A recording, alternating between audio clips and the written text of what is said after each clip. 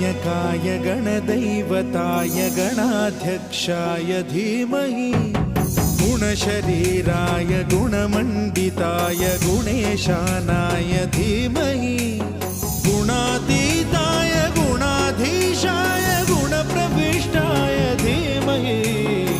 एकदन्ताय वक्रतुण्डाय गौरीतनयाय धीमहि गजेशानाय भालचन्द्राय श्रीगणेशाय धीमहि